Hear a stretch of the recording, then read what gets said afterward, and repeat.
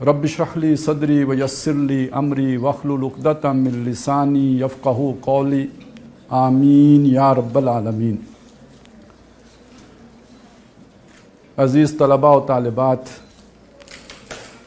آج علامہ اقبال کا یوم پیدائش ہے اور اسی سلسلے میں اس تقریب کا انعقاد کیا گیا ہے۔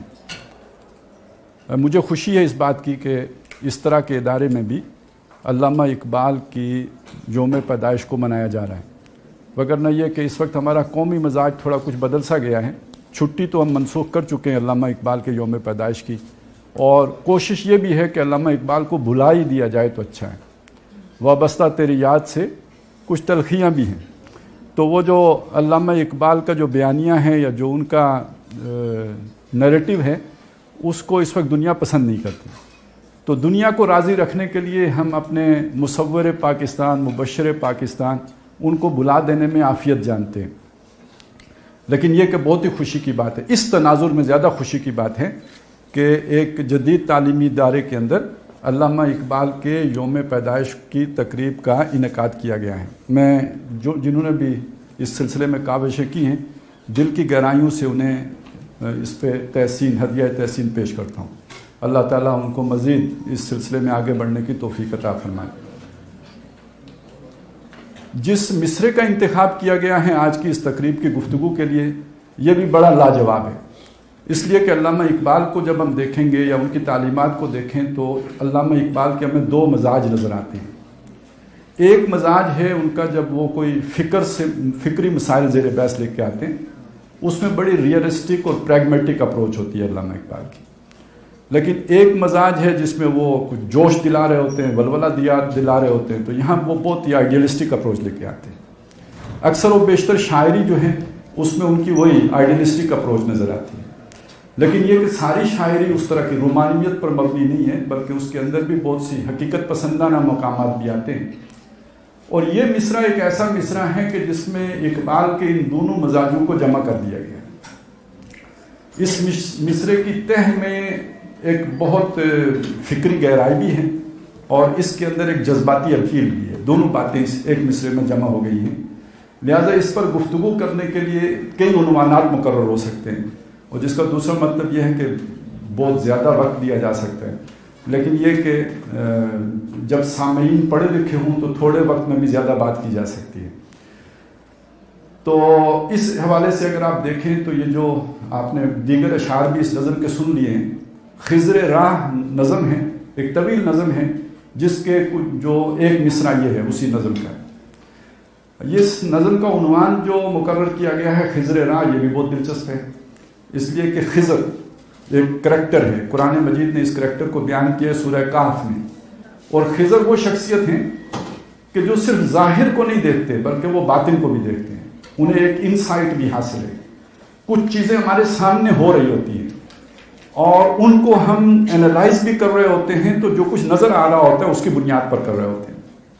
لیکن کچھ بیہائنڈ دا سین ہوتا ہے جو نظر نہیں آتا ہے، وہ نگاہ خضر دیکھ رہی ہوتی ہے کہ ابھی تو بچہ مر گیا ہے، لیکن اس کے پیچھے وزڈم کیا تھی، حکمت کیا تھی، اس کی دانائی کیا تھی جس کی وجہ سے یہ مرا ہے، فائدہ کیا ہے اس کے پیچھے، یہ کشتی ٹوٹ گئی ہے، اس کا فائدہ الٹیمیٹلی فائدہ کیا ہوگا۔ ابھی تو بڑا نقصان ہو گیا، کشتی ٹوٹ گئی ہے، نئی گاڑی لی تھی، ڈنڈ پڑ گیا ہے، لیکن الٹیمیٹلی جا کے اس کا کیا فائدہ ہوگا وہ اس وقت نہیں نظر آ رہا ہوتا، لیکن خضر کو اس وقت بھی نظر آ رہا ہوتا ہے۔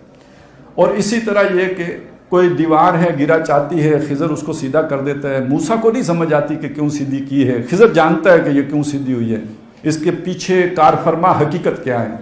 تو اسی طرح سمجھ لیجئے دنیا میں ہمارے سامنے واقعات ہو رہے ہوتے ہیں، یہ کوئی ٹوین ٹاورز گر گئے ہیں، یہ ایک ملک تباہ ہو گیا ہے، یہ دوسرا برباد ہو گیا ہے، یہ دنیا میں جو ہے وہ غیروں کی حکومت آ گئی ہے، مسلمان جو ہے مفلوق الحال ہو گئے ہیں، اور وہ جو ہے دنیا توحید سے خالی ہو گئی ہے۔ یہ گلے شکوے سارے وہ ہیں جو اقبال نے کیے ہیں۔ ابھی آپ شکوہ اور جواب شکوہ دونوں سن رہے تھے، تو اس میں یہی سارے گلے شکوے اقبال نے رکھے ہیں۔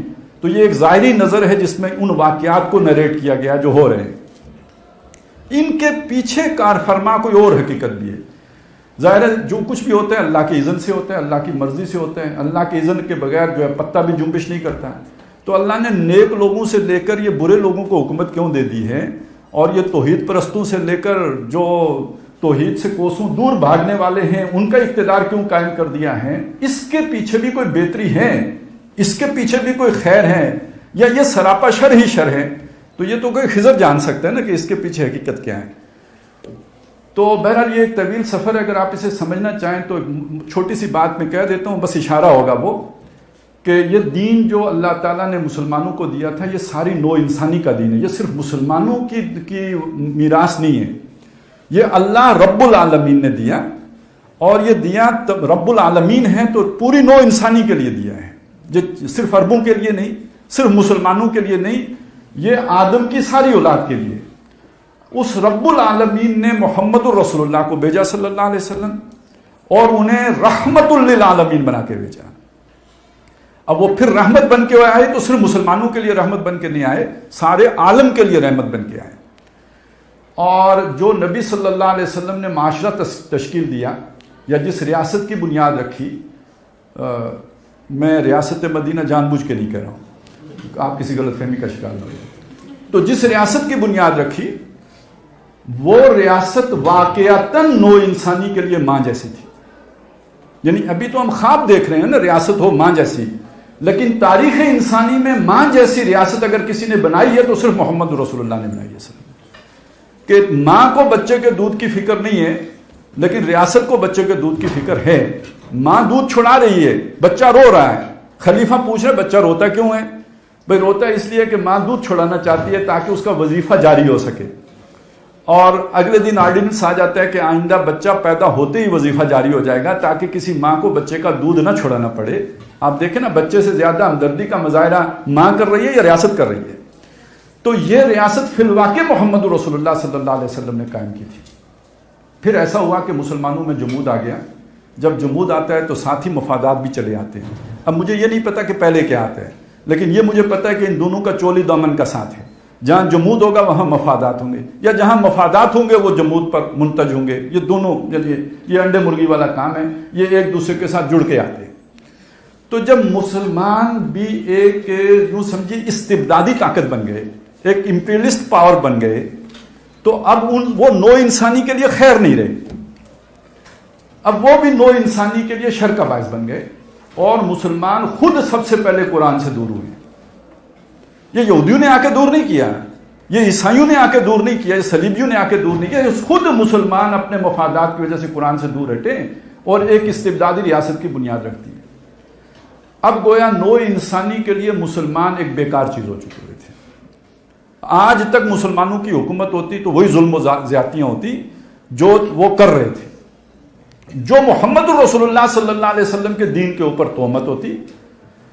تو اب یہ کہ مسلمانوں سے اقتدار چھن گیا، 1000 سال رہا ان کے پاس، پھر چھن گیا، غیروں کے پاس چلا گیا، اور جن غیروں کے پاس گیا تو وہ دین سے کوسوں دور تھے، ہماری نظر میں کوسوں دور ہیں۔ اور اقبال کا دور وہ ہے کہ دین سارے کا یعنی دنیا اس وقت غیروں کے قبضے میں، مسلمانوں کے پاس کچھ نہیں۔ اقبال نے یہ بات کہی بھی ہے، ہم رخصت ہوئے اوروں نے سنبھالی دنیا، پھر نہ کہنا توحید سے ہوئی خالی دنیا۔ اللہ سے گلہ کر رہے ہیں کہ ہم تو رخصت کر دیے گئے ہیں، اب اقتدار اوروں کے پاس چلا گیا ہے، جو اور ہیں وہ توحید سے خالی ہے۔ تو یہ جو دنیا توحید سے خالی ہوئی ہے یہ ہمارے رخصت ہونے کی وجہ سے خالی ہوئی ہے۔ تو دنیا میں توتی ان کا بولتا ہے۔ اور آپ کو معلوم ہے کہ اقبال کا دور وہ ہے کہ جس دور میں فرانس میں انقلاب آ چکا ہے، جمہوری انقلاب آ چکا ہے، پھر یہ کہ یہ 1926 کی نظم ہے، اور 1917 میں روس میں بھی انقلاب آ چکا ہے۔ یعنی وہ جو فرانسیسی انقلاب تھا جس کے بارے میں بعد میں معلوم ہوا کہ یہ کوئی انقلاب تھا ہی نہیں، یہ تو در حقیقت یوں سمجھیے کہ وہ جو پہلے ایک بادشاہ ہوتا تھا جو استبدادی قوت ہوتی تھی، اب وہ ایک سرمایہ داروں کا ٹولہ ہے جس کو وہ استبدادی قوت منتقل ہو گئی ہے یا کر دی گئی ہے۔ یہ جمہوری قبا میں وہی جو دیو استبداد پائے کوب ہے۔ تو اب اس کے نتیجے میں ایک اور انقلاب آیا، اور یہ انقلاب تھا جو ہے وہ روس میں جو انقلاب آیا، یہ 1917 کا ہے۔ اب علامہ اقبال ان ساری چیزوں کو دیکھ رہے ہیں۔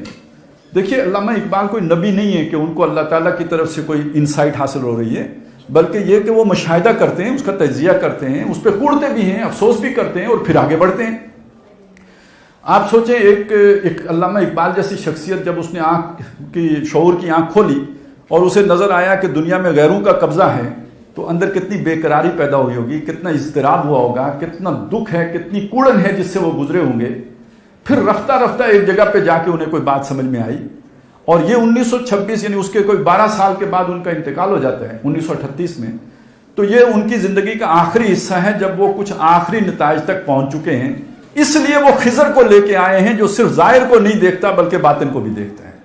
اب گویا اقبال کی اپنی نگاہ وہاں تک پہنچ چکی ہے کہ یہ جو ظاہر میں جو کچھ ہو رہا ہے, جو تھرتھلی مچی ہوئی ہے, اس کی تہ میں جو کچھ موجزن ہے وہ اس کو بھی دیکھ لیں.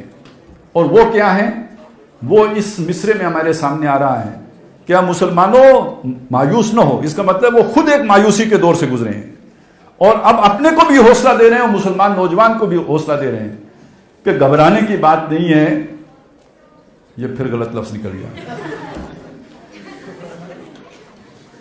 پریشان ہونے کی بات نہیں ہے. اور اس کو آپ یہ سمجھیں کہ آنے والا دور آپ کا دور ہے, اور بھی دور فلک ہیں ابھی آنے والے.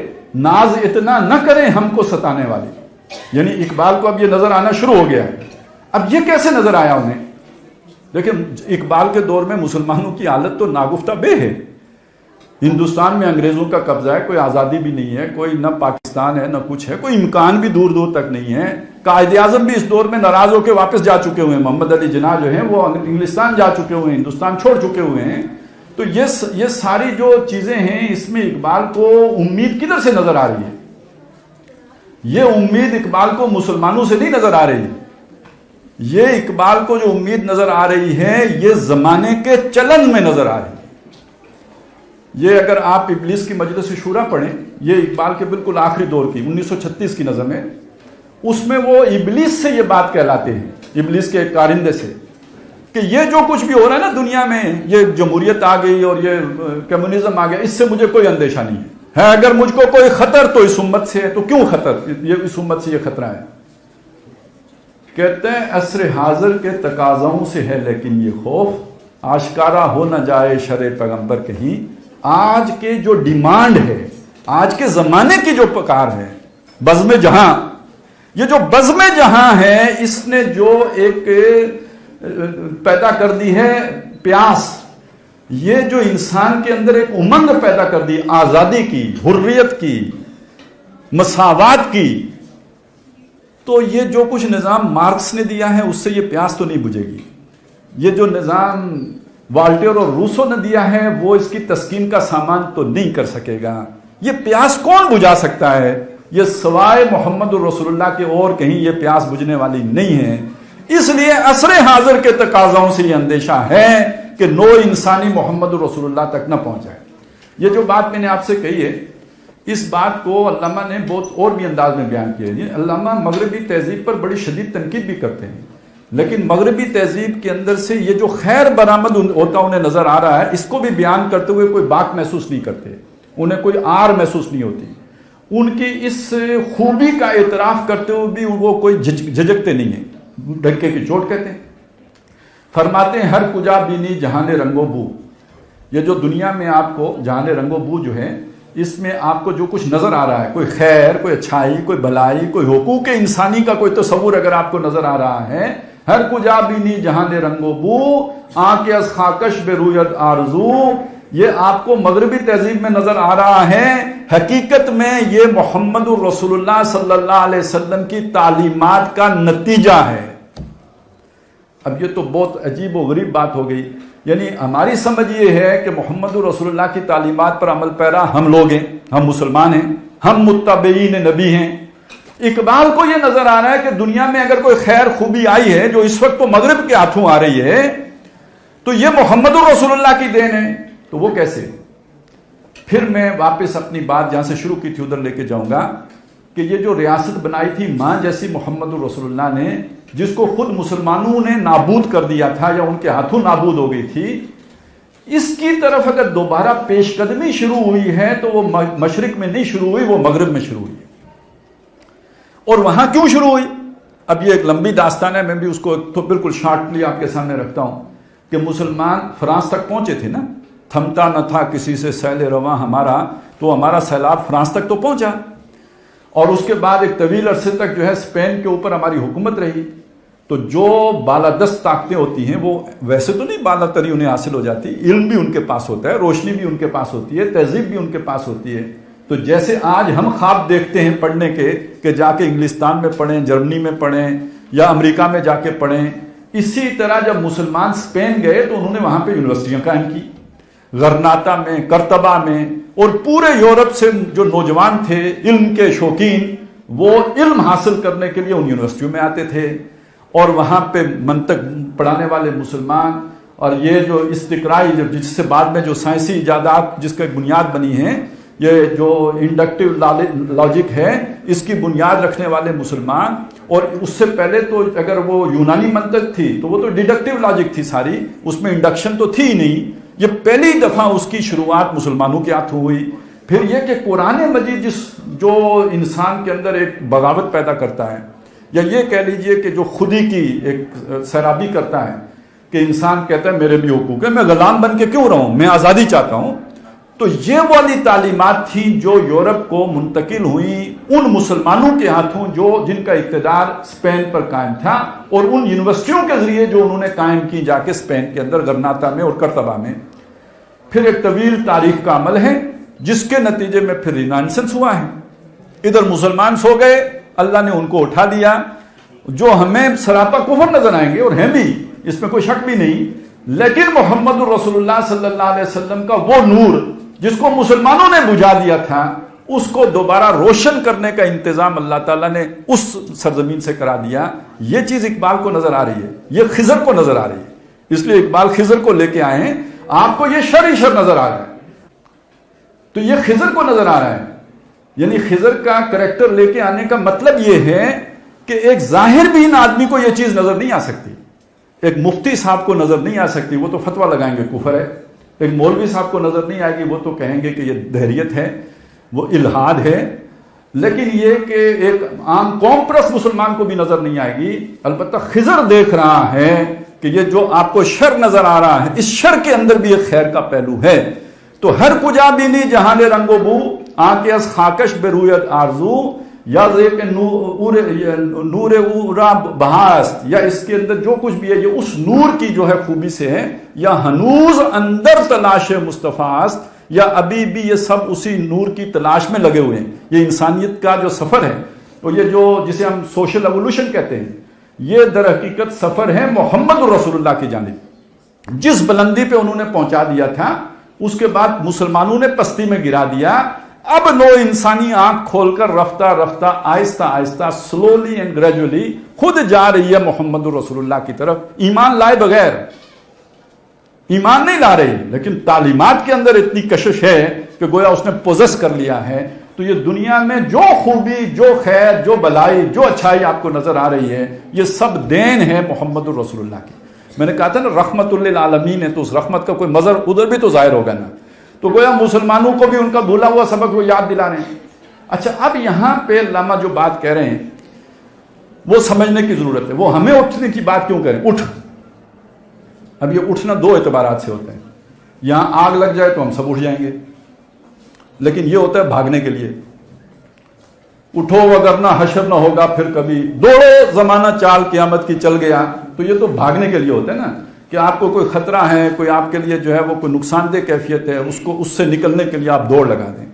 یہاں جو اٹھنے کی بات ہے اس لیے نہیں ہے، یہ تو اس لیے ہے کہ باہر مٹھائی تقسیم ہو رہی ہے، آپ اندر کیوں بیٹھے، اٹھو جلدی سے جاؤ مٹھائی پکڑو. تو اس طرح اقبال سمجھا رہے ہیں کہ گویا زمانے کا لوہا گرم ہو گیا ہے، چوٹ لگانے کی دیر ہے، اٹھو چوٹ لگاؤ آگے بڑھو. اچھا، یہ مسلمانوں کو اٹھنے کی اٹھانا اس لیے مقصود ہے کہ ٹھیک ہے یہ سفر اس طرف ہے، لیکن کاملیت کے ساتھ، پرفیکشن کے ساتھ یہ محمد رسول اللہ تک نہیں پہنچ سکتے جب تک کہ ایمان نہ ہو. تو ایمان کی دولت تو مسلمانوں کے پاس ہے.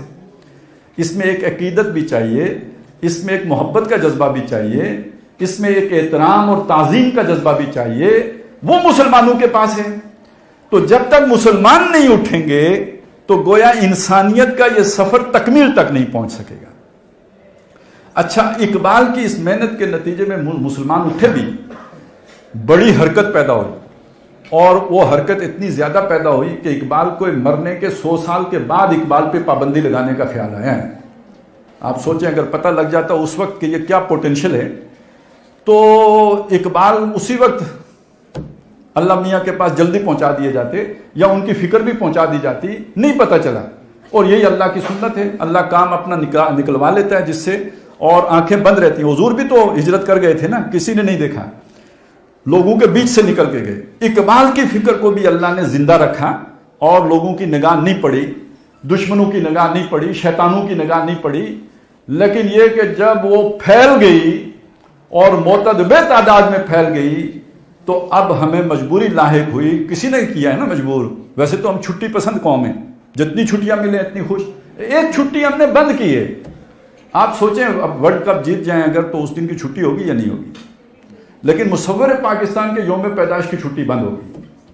یہ ہے ایک مسئلہ. تو کچھ وجہ ہے نا اس کے پیچھے.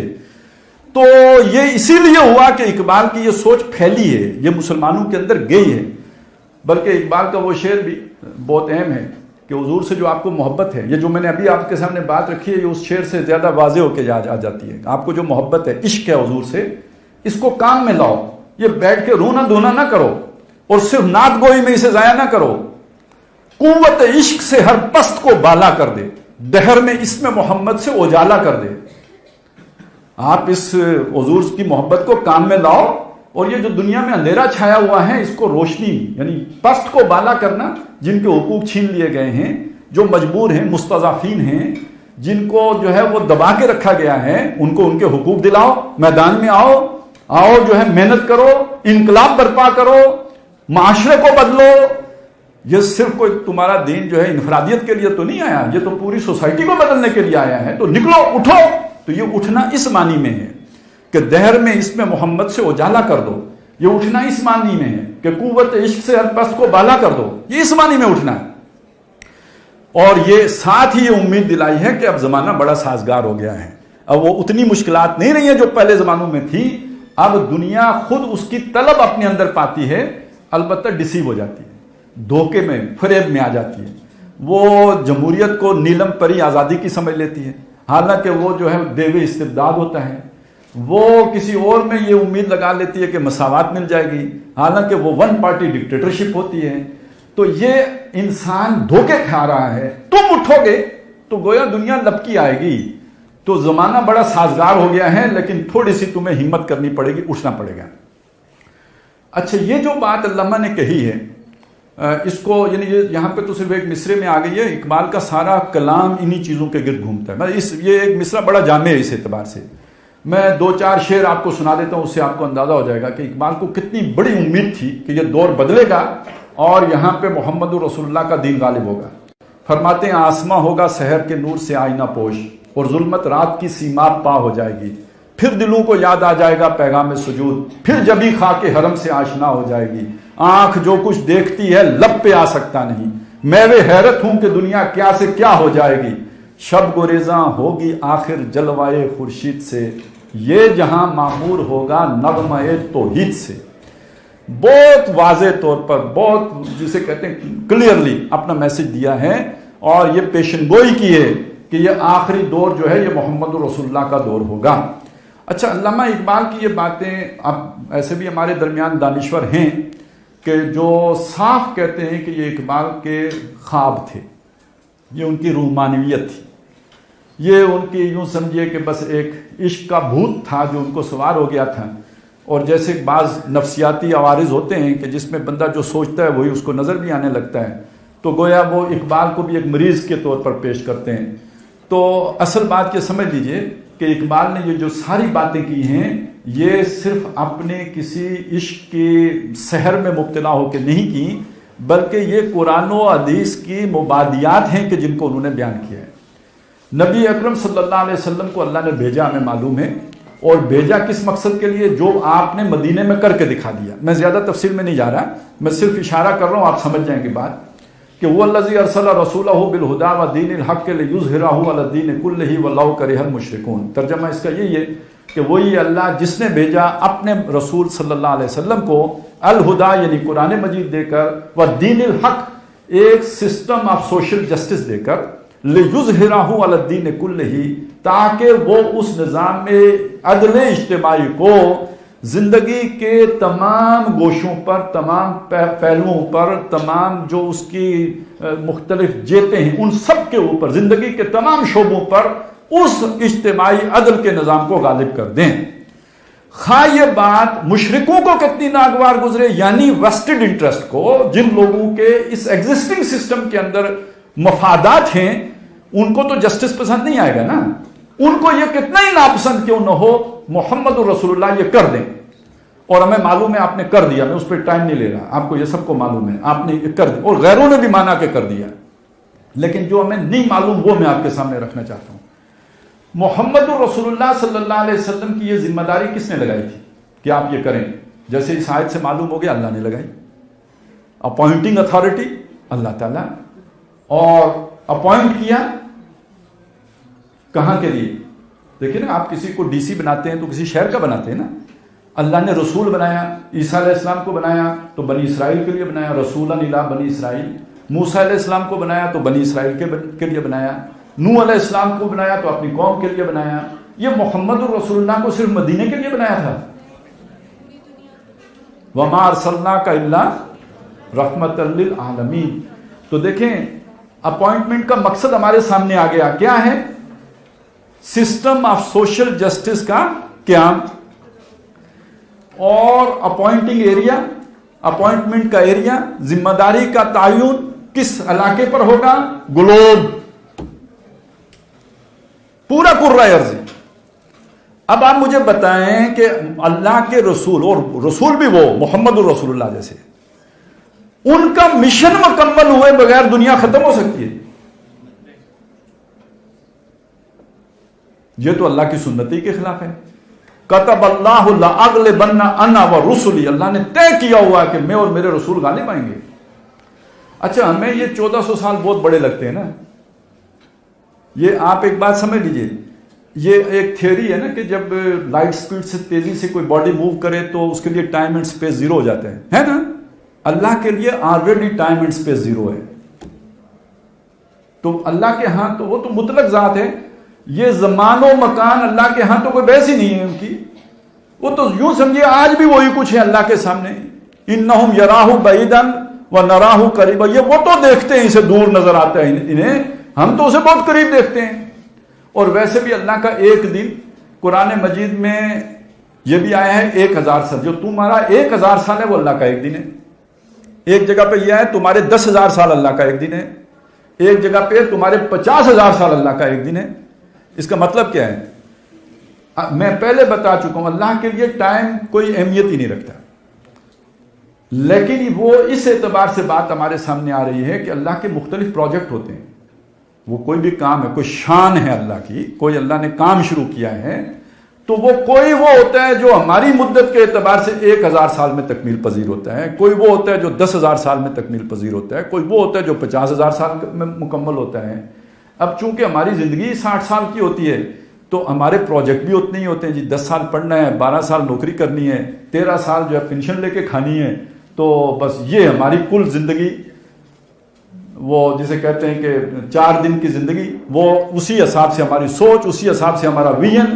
اب وہ جو ذات ہے ابد سے ازل تک، تو اس کا معاملہ ہی اور ہے، وہ تو چیزوں کو اور طرح سے دیکھتا ہے۔ لہٰذا یہ 1400 سال یا 1500 سال کوئی اللہ کی نگاہ میں بڑی چیز ہی نہیں ہے، اور قیامت سے پہلے کل روح ارضی پر اللہ کے دین نے غالب ہونا ہے۔ یہ تو قرآن مجید کے اس اشارے سے بات سامنے آ رہی ہے، بلکہ سورہ انبیاء میں اسے زیادہ کیٹیگوریکلی بھی کہا ہے، وَلَقَدْ كَتَبْنَا فِي الزَّبُورِ مِن بَعْدِ الذِّكْرِ أَنَّ الْأَرْضَ يَرِثُهَا عِبَادِيَ الصَّالِحُونَ۔ ہم نے یہ بات زبور میں لکھ دی تھی، جو داؤد علیہ السلام کو ملی تھی کتاب، عام یاد دہانی کی باتوں کے بعد یہ بات لکھ دی تھی کہ یہ جو زمین کی وراثت ہے میرے نیکوکار بندوں کو ملے گی، زمین کے وارث بنیں گے میرے نیک بندے۔ اور اسی کے بعد ایک آیت چھوڑ کر اگلی آیت ہے وَمَا أَرْسَلْنَاكَ إِلَّا رَحْمَةً لِّلْعَالَمِينَ۔ تو گویا اس چیز کو بالکل آپ سمجھ لیں کہ یہ حضور کی بعثت کا تقاضا یہ ہے کہ اس زمین کی وراثت محمد رسول اللہ کے متبعین کو ملے۔ اچھا، تاریخ انسانی میں یہ والی ترقی پہلی مرتبہ ہوئی ہے کہ دنیا گلوبل ولیج بن گئی ہے۔ دیکھیے، یہ سائنس اینڈ ٹیکنالوجی کی ترقی نہ ہوتی تو گلوبل ولیج تو نہیں بن سکتا تھا نا، گلوبل ولیج نہ بنتا تو ون آرڈر نہیں آ سکتا۔ دیکھیں نا، فاصلے ہی اتنے دور ہوں جیسے حضور کے دور میں تھے، اتنے ہی دور دور فاصلے ہوں، تو ایک ورلڈ آرڈر کیسے آئے گا؟ ایک انتظام کے تحت پوری دنیا کیسے اکٹھی ہوگی؟ تو یہ ضروری تھا کہ پہلے یہ ترقی ہوتی، اور یہ جو جتنے بھی ذرائع نقل و حمل ہیں اور مواصلات کے ذرائع ہیں، یہ اپنی چوٹی پہ پہنچتے اور دنیا سکڑ کے ایک گاؤں کی مانند ہو جاتی، تب محمد رسول اللہ کا لایا ہوا دین ایک پوری دنیا کے اوپر غالب آ سکتا تھا۔ احادیث میں بھی اس کو اس طرح بیان کیا گیا ہے بالکل کھول کے، کہ حضور فرماتے ہیں اللہ نے میری زمین مجھے لپیٹ کے دکھائی ہے، ظاہر ہے جس ایریا کی ڈیوٹی دی ہے تو وہ دکھایا بھی ہے، اور میں نے اس کے سارے مشرق دیکھے، سارے مغرب دیکھے، اور میری امت کی بادشاہی اس سب پر قائم ہوگی جو اللہ نے مجھے لپیٹ کے دکھایا۔ اور یہ بھی کہ کوئی گھر باقی نہیں بچے گا اس زمین کی پشت پر، اینٹ گارے کا بنا ہوا ہو یا کوئی پختہ مکان ہو، مگر اللہ اس میں دین کو داخل کر کے چھوڑے گا، اور یہ داخلہ بھی پوری اتھارٹی کے ساتھ ہوگا، گھر والے کو عزت دے کے ہوگا یا اسے ذلیل کر کے ہوگا، یعنی یہ صرف کلمہ ٹیلی ویژن کے ذریعے سے نہیں داخل ہوگا بلکہ اتھارٹی کے ساتھ داخل ہوگا۔ جو مان لے گا اسے عزت ملے گی، جو نہیں مانے گا اس کو کمتر ہو کے رہنا پڑے گا، بعز عزیز اور ذل ذلیل۔ اور یہ بھی بتایا کہ مجھ سے لے کے قیامت تک 5 ادوار ہیں، پہلا دور نبوت کا یعنی جب تک میں خود ہوں، پھر میرے بعد خلافت کا جو میرے متبعین ہیں جو اسے لے کے چلیں گے، وہ جو سچی وہ ماں جیسی ریاست لے کے چلیں گے، اس کے بعد کاٹ کھانے والی بادشاہت کا دور ہے، یہ مسلمانوں کی کاٹ کھانے والی بادشاہت ہے۔ پھر ایک اور بادشاہت ہے جو مجبوری کی بادشاہت ہوگی، یہ غلامی کا دور ہے جو ہم نے بتایا ہے۔ یہ 4 دور ہو گئے، پہلا نبوت کا، دوسرا خلافت کا، کاٹ کھانے والی بادشاہت کا، اور پھر مجبوری کی بادشاہت کا۔ آخری دور ہے جس کو حضور نے فرمایا ثم تکون خلافۃ علی منہاج النبوہ، پھر ٹھیک نبوی طریقے پر دوبارہ وہی خلافت راشدہ والا نظام پھر آئے گا۔ تو یہ جو حضور فرما رہے ہیں یہ اس کی ترجمانی ہے جو علامہ اقبال کر رہے ہیں کہ آسماں ہوگا سحر کے نور سے آج نہ پوش، اور ظلمت رات کی سیما پا ہو جائے گی، پھر دلوں کو یاد آ جائے گا پیغام سجود، پھر جبیں خاک حرم سے آشنا ہو جائے گی، آنکھ جو کچھ دیکھتی ہے لب پہ آ سکتا نہیں، میں بھی حیرت ہوں کہ دنیا کیا سے کیا ہو جائے گی، شب گریزاں ہوگی آخر جلوائے خورشید سے، یہ چمن معمور ہوگا نغمہ توحید سے۔ تو یہ خضر گویا اس ساری اتھل پتھل میں جو خضر کو نظر آ رہا ہے وہ یہ ہے۔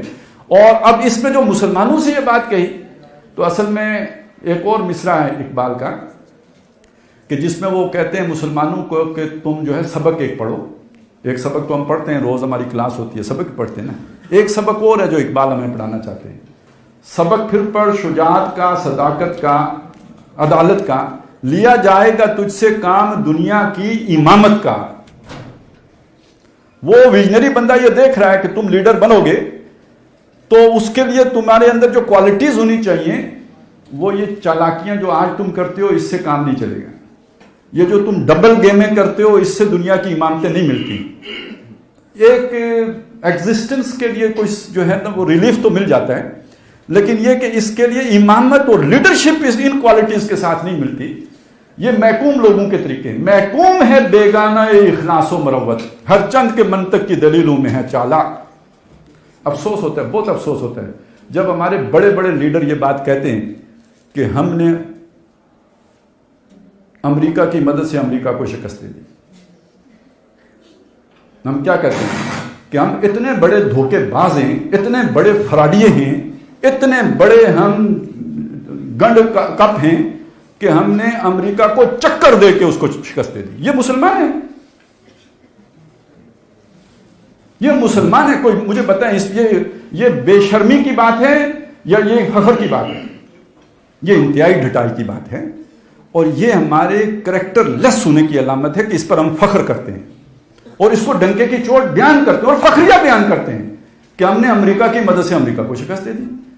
تو ان صفات کے ساتھ تو تمہیں لیڈرشپ نہیں ملے گی، ہاں ڈالر ملیں گے کچھ تمہیں، اور جو ہے نا وہ جھونگے میں کمپنیاں شمپنیاں مل جائیں گی، لیڈرشپ نہیں ملے گی۔ لیڈرشپ کے لیے شجاعت، عدالت تمہیں اپنے اندر پیدا کرنی پڑے گی۔ لیا جائے گا تجھ سے کام دنیا کی امامت کا، یہ کیسے پیدا ہوتی ہے؟ اقبال ہی کے 2 شعر سنا کے میں بات ختم کر دوں گا، اور یہ 2 شعر خالص آپ کی نظر ہے، کیونکہ یہ اب فیصلہ آپ نے کرنا ہے۔ جنہوں نے جو کر لیا وہ تو گئے، جو میزائل فائر ہو گیا وہ تو واپس نہیں آتا، ابھی آپ فائر نہیں ہوئے ہیں, ابھی تو آپ پڑھ رہے ہیں, تھوڑے دنوں بعد آپ پروفیشن میں چلے جائیں گے, پھر فائر ہو جائیں گے. آپ سمجھیں گے ہائرنگ ہوئی ہے, لیکن وہ فائرنگ ہو گئی ہوگی. تو اس لیے یہ موقع ہے کہ یہ بات میں آپ کو سنا دوں. علامہ اقبال ایک عجیب تصور پیش کرتے ہیں, ہے ذرا فارسی میں, ذرا میں تھوڑی سی تشریح کروں گا اس کی. فرماتے ہیں جز با قرآن زید می رباعی است. قرآن کے بغیر ایک شیر بھی گیدڑ ہوتا ہے یا لومڑی ہوتا ہے. لومڑی ہے, ربائی لومڑی. لومڑی چالاک عیار مکار ہوتی ہے. اچھا, وہ عیار چالاک مکار سے مجھے یاد آیا کہ وہ محکوم آدمی جو ہوتے ہیں نا, غلام آدمی جو کسی کے تھلے لگا ہو, اس کے بارے میں یہ بات اقبال نے کہی ہے کہ اس کے اندر نہ اخلاص ہوتا ہے اور نہ وہ کسی کا وفادار ہوتا ہے. وہ دھوکے باز آدمی ہوتا ہے, منطق کی دلیلوں میں چلاک ہوتا ہے اور کسی کی وفاداری نہیں کر سکتا. ہم نے یہ پروو کیا ہے اور اس پر ہم نے فخر کیا ہے, اس لیے میں نے وہ کوٹ آپ کو سنایا تھا. تو اب اقبال یہ کہہ رہے ہیں کہ تمہارے اندر وہ بلند ہمتی, اعلیٰ کردار, عمدہ اوصاف کب پیدا ہو سکتے ہیں؟ جب تم شیر بنو. اگر شیر نہیں بنو گے تو لومڑ بنو گے. یہ لومڑی کی روش ہے نا, ڈبل گیم کرنا. ادھر شیر کے ساتھ بھی بنا کے رکھی, ادھر ریچھ کے ساتھ بھی بنا لی. یہ لومڑی کا کام ہے, یہ لومڑی کر سکتی ہے. ایون گیدڑ بھی نہیں کر سکتا, یہ صرف لومڑی کر سکتی ہے. تو فرمایا جز با قرآن, اس قرآن کے بغیر پوٹینشلی ایک بندہ شیر بھی ہو, حقیقت میں وہ لومڑ ہی ہوگا. جز با قرآن زید می رباعی است. فقر قرآن اصل شہنشاہی است. شہنشاہ ہوتا ہے نا, بہت بڑا بادشاہ. آج سمجھے امریکہ شہنشاہ ہے, اس کے آگے کوئی چون چرا نہیں کرتا. تو اس طرح کی جس کا رعب, دبدبا, اقتدار جس کا ہو, وہ شہنشاہ. یہ شہنشاہی کیسے آتی ہے؟ یہ فقر قرآن. فقر کسے کہتے ہیں؟ فقیری, ابھی ایک لفظ آیا تھا, لیکن فقیری دو طرح کی ہوتی ہے. ہم بطور ملک ایک فقیر ملک ہیں, تو ہمیں فقر قرآن حاصل ہے نہیں, ہمیں تو IMF کی فقیری حاصل ہے نا. ہم اور طرح کے فقیر ہیں. یہ فقیری کی وہ قسم ہے جو محتاجی سے پیدا ہوتی ہے. یہ جو قرآن فقیری پیدا کرتا ہے, اس میں غنا آ جاتا ہے. بندہ بے پرواہ ہو جاتا ہے, میرے پاس کیا ہے کیا نہیں ہے اس کی پرواہ نہیں رہتی اسے. کس کے پاس کیا ہے اس کی فکر نہیں, اس کے حصول کی کوئی کوشش نہیں. مقابلہ بازی نہیں کہ آپ مریخ پہ چلے گئے تو میں بھی مریخ پہ پہنچوں. آپ نے بیریا ٹاؤن میں ایک کنال کا گھر خرید لیا ہے تو میرا بھی ہونا چاہیے. یا آپ کو یہ جو ہے وہ لگژریز حاصل ہو گئی ہیں تو میں کے پیچھے رہ گیا ہوں زندگی کی دوڑ میں. نہیں, اس کی پرواہ ہی نہیں ہوتی کہ آپ کے پاس کیا ہے. جس حال میں ہے اس حال میں مست رہتا ہے. یہ اسے غنا کہتے ہیں, استغنا, بے پرواہی. جس کو یہ بے پرواہی میسر آ گئی وہ شہنشاہ بن گیا. یہ وہ عظیم حقیقت ہے کہ آپ اگر بل گیٹس سے بھی جا کے پوچھیں گے نا تو بے پرواہ تو اسے ابھی مزید دولت کی لالچ ہے تو فقیر ہے. جب تک آپ مزید کی خواہش میں ہیں, آپ بھرے ہوئے تو نہیں ہیں نا, آپ کے اندر پیاس تو موجود ہے, آپ کی ارض جو ہے وہ سیٹسفائی تو نہیں ہوئی. جب تک آپ کو سیٹسفیکشن نہیں حاصل ہوئی تو آپ بادشاہ کدھر ہیں؟ آپ فقیر ہیں, آپ محتاج ہیں, آپ ضرورت مند ہیں, نیڈی ہیں. جب آپ کو نیڈ نہیں رہی, جب آپ کو احتیاج نہیں رہی, جب آپ اس فکر سے ہی آزاد ہو گئے, اب آپ بادشاہ بن گئے ہو. خواہ آپ گدڑی میں ہو, خواہ آپ کے پاؤں میں پھٹی ہوئی جوتی ہو, جب آپ ان چیزوں سے بلند ہو گئے ہو, اب آپ حقیقی بادشاہ بن گئے ہو. یہ بادشاہی کون دیتا ہے؟ وہ لیڈر بتائے نا جو آپ کو یہ بادشاہی دیتا ہو. مجھے بتائیں نا, کوئی پیر صاحب آپ کو یہ بادشاہی سکھاتے ہوں, کوئی سیاسی لیڈر آپ کو یہ بادشاہی سکھاتا ہو.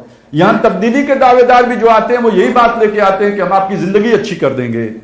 قرآن مجید اس کے برعکس بادشاہی آپ کو دیتا ہے, آپ کو بے پرواہ کر دیتا ہے. یہ اکیلا مرشد ہے جو آپ کو حاضر و موجود سے بیزار کرتا ہے. اچھا, اقبال نے یہ بات بھی کہی ہے وہی تیرے زمانے کا امام برحق جو تجھے حاضر و موجود سے بیزار کرے. ہم کسی بھی پروفیشن میں جاتے ہیں, کہتے یہ ہیں کہ ملک و قوم کی خدمت کے لیے آئے ہیں. میں انجینئروں کا نام نہیں لوں گا, ڈاکٹروں کا لے لیتا ہوں, آپ پریشان نہ ہوں. مجھے بتائیں وہ ڈاکٹر جو واقعی نو انسانی کی خدمت کے لیے ڈاکٹر بنتا ہے, بھائی سب فیس کے لیے ڈاکٹر بنتے ہیں, وہ انجینئر بتائیں کہ جو صرف پروفیشن کے لیے اور اسکل کے لیے انجینئر بناؤ، نہیں، ایک اچھا پروفیشن سمجھ کے، یعنی دنیا میں آگے بڑھنے کا ایک اچھا ذریعہ سمجھ کے اسے اڈاپٹ کرتا ہے۔ اب تو دیندار بھی مولوی بنتے ہیں تو پیسے کے لیے بنتے ہیں بھائی، تو کیسے مانا جائے کہ کوئی ملک کے لیے جان دیتے ہیں؟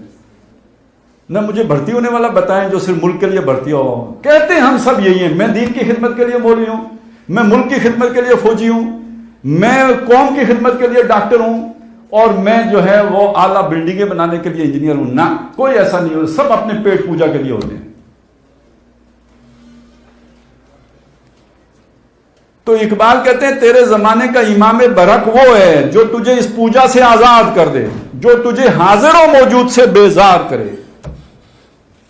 وہ کون سا مرشد ہے؟ مجھے تو آج تک نہیں ملا۔ وہ اکیلا مرشد ہے جس کا نام قرآن مجید ہے، جو تجھے حاضر و موجود سے بیزار کرتا ہے۔ تو جز با قرآن زیغمی ربائی است، یہ حاضر و موجود سے بیزار نہ ہو، آپ کا پوٹینشل کتنا ہی بلند تر کیوں نہ ہو، خضر بننے کی آپ کے اندر صلاحیت ہو، آپ ایک 2 نمبر آدمی بن کے رہ جائیں گے اگر قرآن کے ساتھ نہیں جڑیں گے۔ نوکری کریں گے تو چاپلوسی کریں گے، خوشامد کریں گے، یس سر باس از آلویز رائٹ، وہ باس الٹا لٹکا ہوا ہو، باس از آلویز رائٹ، یہ تو آپ کو پڑھایا جائے گا، یہ نرچرنگ ہو رہی ہے، یہ تربیت ہو رہی ہے، باس از آلویز رائٹ۔ اس سے بڑا غلام مجھے بتائیں کون ہوگا؟ وہ پہلے زمانوں میں وہ نہیں مانتے تھے کہ باس از آلویز رائٹ، ان کو بیڑیاں پہنا دیتے تھے، گردنوں میں توپ ڈال دیتے تھے، ان کو نشان زد کر کے مجبور کر کے باس از آلویز رائٹ کراتے تھے۔ ہماری نرچرنگ کر دی گئی ہے، باس از آلویز رائٹ۔ پیچھے ڈالروں کی لڑی آ رہی ہوتی ہے، کیوں؟ اس لیے کہ گاڑی بڑی جو ہے وہ لگژری گاڑی مل گئی ہے، لش پش کرتی، بہت بڑے بنگلہ مل گیا ہے، کسی جو ہے وہ ملٹی نیشنل کمپنی میں جاب مل گئی ہے۔ کہنا صرف ایک بات ہے، باس از آلویز رائٹ، یہ ساری سہولتیں ہیں۔ اب کسی توپ کی ضرورت نہیں ہے جو گردن میں پڑا ہو، کسی کی بیڑی کی ضرورت نہیں ہے جو پاؤں میں پڑی ہو، کسی ہتھکڑی کی ضرورت نہیں ہے جو کلائیوں میں پڑی ہو۔ اب خود زنجیر کی طرف دل کھچا جاتا ہے، اس لیے کہ ڈالر چلا آتا ہے۔ تو اب دیکھیں نا، وہ جو شیر تھا وہ گیدڑ بن گیا یا نہیں، لومڑ بن گیا یا نہیں؟ جز با قرآن زیغمی ربائی است، فقر قرآن اصل شہنشاہی است۔ یہ فقر قرآن اختلاط ذکر و فکر، جو فقر قرآن ہے یہ محض تفکیر نہیں ہے، سوچ و بچار ہی نہیں ہے، یہ تلاوت بھی ہے، یہ راتوں کو کھڑا ہونا بھی ہے قرآن کے ساتھ، اس کو یاد کرنا بھی ہے، اس کو حفظ کرنا بھی ہے، اس کو اندر اتارنا ہے، ایک ذہن میں آتا ہے، ایک دل تک اتر جائے۔ جب یہ کیفیت ہوتی ہے تو پھر یہ تبدیل کر دیتا ہے اندر سے انسان کو، ایک نئی سوچ پیدا کر دیتا ہے، ایک اندر انقلاب آتا ہے۔ اور فکر کامل نہ دیدم جز بذکر، میں نے، اقبال دعویٰ کر رہے ہیں، میں نے کسی مفکر کی فکر کو مکمل نہیں دیکھا قرآن کے بغیر۔ اب میں آپ سے سوال پوچھتا ہوں، اس وقت دنیا جن کی فکر پر چل رہی ہے وہ قرآن کے نزدیک بھی گئے؟ تو یہ دنیا میں جتنا ظلم ہے، زیادتی ہے، ناانصافی ہے، اس کا اصل سبب یہ ہے۔ اب اس کے بدل کون سکتا ہے؟ مسلمان بدل سکتا ہے۔ اور مسلمان کب بدل سکتا ہے؟ جب مسلمان خود بدلے گا۔ مسلمان اگر خود نہیں بدلے گا، وہ خود اپنی زندگی قرآن کے مطابق استوار نہیں کرے گا، تو زمانہ نہیں بدل سکتا ہے۔ تو یہاں اٹھ کا مطلب اصل میں یہ اٹھ کے، وہ جسے کہتے ہیں نا، آپ نے کوئی خودکش دھماکہ نہیں کرنا ہے، اٹھ کے زمانے کو ٹکر نہیں مارنی ہے، آپ نے اپنا کردار بدلنا ہے، اپنا کردار وہ والا بنانا ہے جو محمد رسول اللہ صلی اللہ علیہ وسلم نے صحابہ کا بنایا تھا، اور یہ کردار بنے گا صرف قرآن مجید کے ذریعے سے۔ تو ہمیں قرآن مجید کی طرف اپنی توجہ کر، اٹھنے کا مطلب یہ ہے کہ اب ادھر بھی جڑنا ہے۔ ہم اپنی پروفیشنل ایجوکیشن کے لیے بہت محنت کرتے ہیں، دن رات ایک کرتے ہیں۔ اب سچی بات ہے، ہم جس زمانے میں پڑھے ہیں تو 60% نمبر بھی آ جائیں تو دھماکہ ہوتا تھا، ٹوین ٹاور گر جاتے تھے۔ اب 90% نمبر بچے لے لیتے ہیں تو ہمیں تو چکر آ جاتا ہے کہ یہ بچے کی زندگی کا کیا بنا ہوگا، نہ بیچارہ کھیلا ہوگا، نہ اس نے کوئی دوستوں کی محفل کی ہوگی، تب 90% 95% آئے نا، یا کوئی اور چکر ہے مجھے تو نہیں سمجھ۔ لیکن ہمارے زمانے میں تو 95% 90% کا کوئی مطلب، یہ تو معجزے والی بات ہے۔ تو کہیں استاد گنتی کرتے ہوئے بھول جائے تو 95% آ جائیں، تو یہ اب اس کا مطلب کیا ہے کہ یہ بندہ دنیا سے کٹ گیا ہے، یہ غیر نصابی سرگرمیاں ساری ترک کر کے صرف نصاب میں گھس گیا ہے، تب اس کے اتنے نمبر آئے ہیں۔ تو اس کے لیے ہم اتنی محنت کرتے ہیں، اور اس کے مقابلے میں قرآن مجید، تو اسے ہم نے پریورٹی میں آگے رکھنا ہوگا اپنی دنیا کی تعلیم کے پر آگے رکھیں گے تو تب ہم کوئی دنیا میں تبدیلی لا سکیں گے، تب ہم شیر بن سکیں گے، تب ہم اقبال کے مطلوبہ انسان بن سکیں گے، اور تب در حقیقت ہم مسلمانوں کے لیے وہ رول ماڈل بن سکیں گے کہ جو پھر مسلمانوں کو پوری دنیا کے لیے رول ماڈل بنا سکے۔ تو اللہ تعالیٰ اس کی ہمیں سوچنے کی توفیق دے۔ یہ ایک دم ہونے والی بات نہیں ہے، بہت بڑا فیصلہ ہے۔ جو بات میں نے آپ کے سامنے رکھی ہے یہ بہت بڑا فیصلہ ہے، اور یہی وہ مشکل بات ہے جس کو دیکھتے ہوئے مناسب سمجھا گیا کہ اقبال کی ناقدری میں عافیت ہے۔ تو اگر ہم اقبال کی طرف قوم مڑ گئی تو پھر ایسے لوگ پیدا ہونے شروع ہو جائیں گے، تو وہ نہ ہوں۔ لیکن یہ کہ بہرحال آپ کو سوچنا چاہیے، یہ زمانہ اب ہمارا تو لگ گیا ہے، آگے آپ کا زمانہ ہے، اور اس کو آپ نے پھر یعنی جو رخ دیا، جو رنگ دیا، وہ آپ دینے کے مختار ہوں گے۔ تو علامہ اقبال کی تو سوچ یہ ہے کہ مسلمان ایسے ہوں۔ اللہ تعالیٰ اس کی ہمیں توفیق دے، ہمت دے، اور اس کے لیے ہمیں آئندہ نسلوں کو تیار کرنے کی جو ہے وہ توفیق دے۔ اقول قولی ھذا واستغفر اللہ لی ولکم ولسائر المسلمین والمسلمات۔